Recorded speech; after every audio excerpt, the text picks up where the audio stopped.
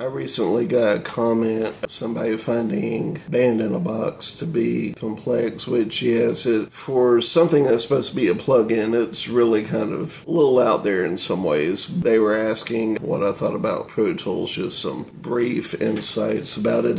As I said, I recently switched to Pro Tools, and so far I'm not disappointed. I'm finding that the transition is actually fluid. In the beginning, there were some very, very minor technical things that I needed to get through, and of course some of the shortcuts are different in Pro Tools from Cakewalk. Here's something to consider about Pro Tools. So they use an extension called AAX as opposed to VSTs. AAX stands for Avid Audio Extension. So let's say that you have some plugins that you rarely use, like some waves or a synthesizer or what have you. You need to be sure that there is a version of it that you can use that's in AAX format. Otherwise, you're not going to be able to use that plugin. However, I will say that most commercial plugins are offered in AAX. Unless you're getting a bunch of stuff that's free, there might be a very, very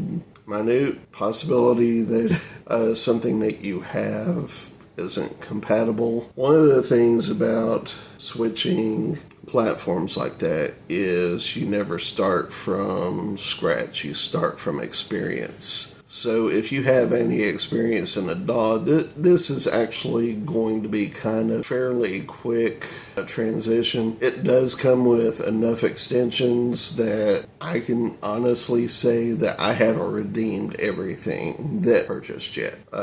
There's still quite a bit of stuff I have not redeemed. I'm using a lot of stuff that is pretty well stock with the system. I haven't even used a splice integration yet. It does have a step sequencer and a really nice drum machine.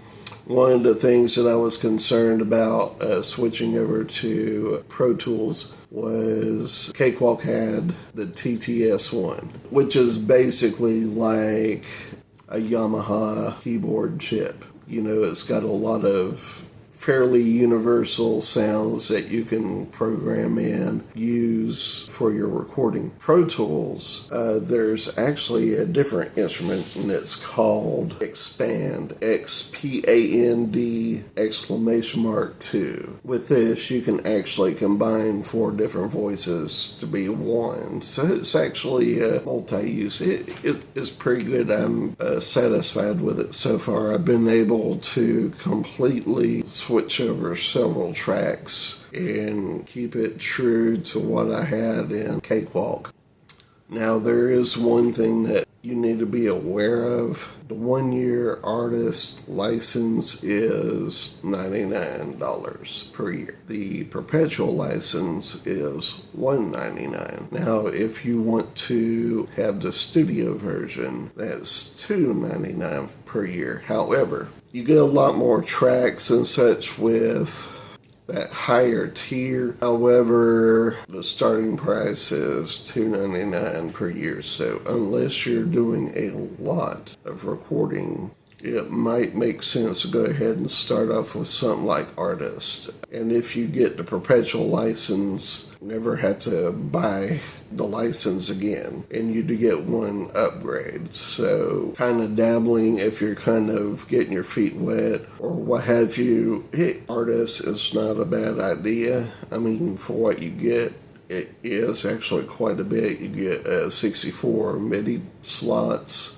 And I'm going to explain the audio slots. So you get 32 audio slots. And the breakdown on it is 32 mono and 16 stereo. Now, let's say that you have a VST that you're using. Whenever you set up a track to use your VST, you're going to use a stereo audio track and select instrument. And from there, you will select your VST. That's how it works in Pro Tools. And if you later want to bounce down the file from being MIDI to audio, that's going to take an additional 2 slots. be aware of that whenever you start tracking, because if you have a whole bunch of VST tracks, you might need to consider how you can pare down your arrangement just a little bit,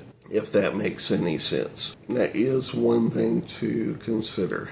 It does require an iLock account, and it does require a continuous internet connection. You have to have your Wi-Fi running or whatever you use. Of course, you need quad-core or i5 processing at a very minimum on your computer. So, I mean, that's pretty standard as far as DAWs go, the quad-core and i5. Other than that, my experience with it so far is that it's not as huge of a jump as you would think.